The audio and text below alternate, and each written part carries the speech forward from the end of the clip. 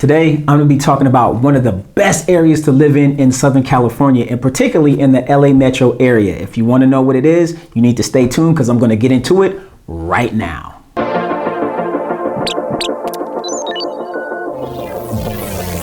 Hey everybody, Dietrich Williams with Info on the Go, the show where we provide tips, tricks, and insight on helping you make the most informed decision to buy, sell, or invest in real estate in Southern California. If that sounds interesting to you, please make sure you gently give that subscribe button a love tap, ring that bell so you're notified when I upload future editions onto YouTube. Now, Culver City is a great area to be in, and I'm going to tell you some things that I liked and disliked about living in Culver City. So let's get into it.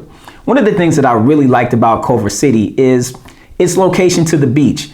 5 to 7 minute drive to get to Dockweiler Beach or even to Playa del Rey, sometimes even to Marina del Rey. Really close proximity to the beach, so it offered some cool weather in the summertime. Even though the winters did get a little bit colder, you still kind of love being next to the beach. Not too close, but not too far. So its location to the beach was really prime in helping me decide whether I wanted to live in Culver City. Now, with that being said, the location to the beach comes with a tax. We call it the luxury tax here, or the sunshine tax.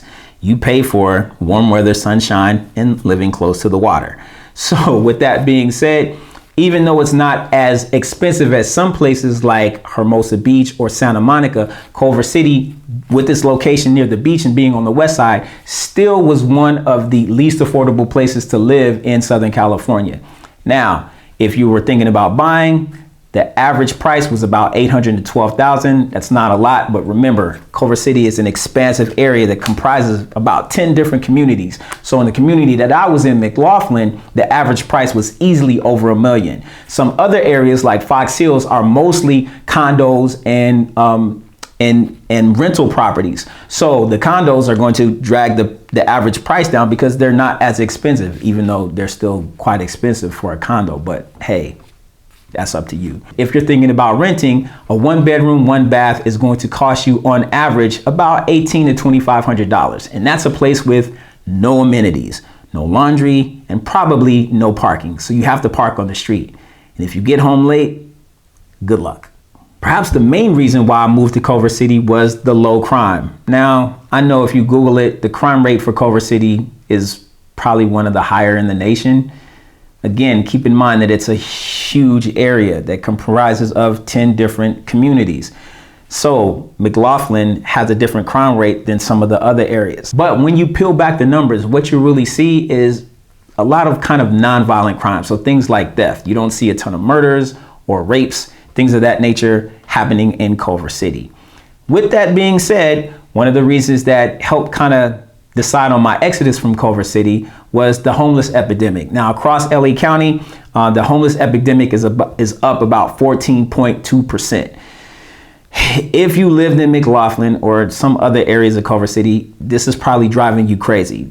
The city council is not really doing a whole bunch about it, and it's driving the residents crazy because underneath the underpass of the 405 freeway in Venice, and now I think it's Venice, not just Venice, but 405 and Washington Boulevards, there are whole tent cities of homeless people under there. Now, when I first moved in, I would be able to walk out of my house, not really late at night, but at night, go to the local 7-Eleven, maybe go to Carl's Jr. or even to Starbucks and just grab a quick bite or, a quick tea or something like that. But when this started happening, I had to be really careful about where I was walking. And I want to be sensitive to that, right? Because some homeless people really, they're just trying to make it, right? But there are some who are mentally challenged or on drugs. And even though I think I can handle myself pretty well, I'm not trying to put myself or my family in harm's way by walking over to some of the spots that I used to frequent. Then I just kind of jumped in the car, got what I needed to get, and came back. So is it a problem? Yes, because it's starting to spill over into some of the neighborhoods, and there's some of the crime that comes along with it, which has helped driving those crime rates up. Now, again, this isn't all of Culver City, but certain parts of Culver City. Perhaps one of the main reasons why I decided to move to Culver City, and I think you're gonna like this, is downtown Culver City. So the ArcLight Theater, there's always a great place to eat. Healthy food places to eat like Tender Greens and places like that. One of the prime things about Culver City downtown is the farmers market. Everybody loves to go to the farmer's market when this hits. I believe it's every Wednesday or every other Wednesday. I'll find out and put that in the link below. But the farmer's market was always a place for you to go and get your fresh fruits and vegetables and all that great stuff. Also, great restaurants such as Rush Street, Public School. These are all phenomenal places. One of my favorite places to eat, Honey's Kettle. My gosh, they have the best fried chicken salad that you've ever had. And yes, I did say fried chicken salad. You've got to absolutely try it. But all those places are great to go and just hang out with your friends, your family members, or whatever, and just grab a bite to eat and just socialize. Now, you've probably seen Rush Street on a ton of movies, and that's because it's literally right down the street from Sony Studios. Now, before you jump in your car and decide, I'm gonna peel out and just drive over to Rush Street as fast as I can, or to downtown Culver City for that matter, here's something that I didn't like about Culver City: the red light traffic tickets. What are those? Well, if you've never lived in California, a place that has these are cameras that are posted at various intersections around Culver City to help click, tag your car if you run a red light. So they will catch you running a red light by taking a photo of your license plate. How do I know this? Because I wasn't paying attention one day and I made a wrong turn on Jefferson and Duquesne, a left turn, when the arrow was red. I wasn't paying attention. And in the mail, I got a ticket. Guess how much it was gonna cost me? $490. Yeah, I didn't like that. Finally, one of the big draws to Culver City is if you have children and you're thinking about moving to Culver City and you're worried about school districts, you don't have anything to worry about with the Culver City School District. It is ranked 37th in the state of California, the entire state, and 19th in the entire LA County region. That's pretty darn good. Now, had we stayed in Culver City, we probably would have sent our sons to El Rincon or El Marino, both exceptionally good schools. And then you have places like Culver City High School.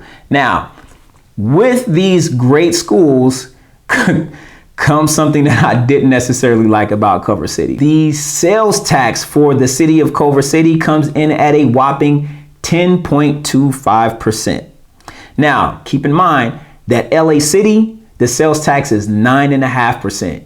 So Culver City tax on an additional 0.75% just for you to make a purchase within Culver City. Now, on small ticket items, no harm, no foul. But on big ticket items, yeah, that absolutely sucks. So boo to you, Culver City, for making me pay a little bit more in sales tax. I hate you. No, I don't. I love you. Now, I know you're probably saying, Dietrich, people are leaving California in droves. And they are, but there are still people who want to come here because they love the weather. And if you have children, the school district, if you like just going out and experience the nightlife downtown Culver City, this is one of the places, hands down, I would recommend to anybody who is thinking about relocating or moving to Southern California, and particularly the LA metro area. Now, you're probably seeing a bunch of videos swirling around you right now. If so, make sure that you click one. Hit that like button. It just helps me by letting YouTube know that people like you love this content so that they can push it out to other people who hopefully will love the content. But what I really want you to do is click on this video right here.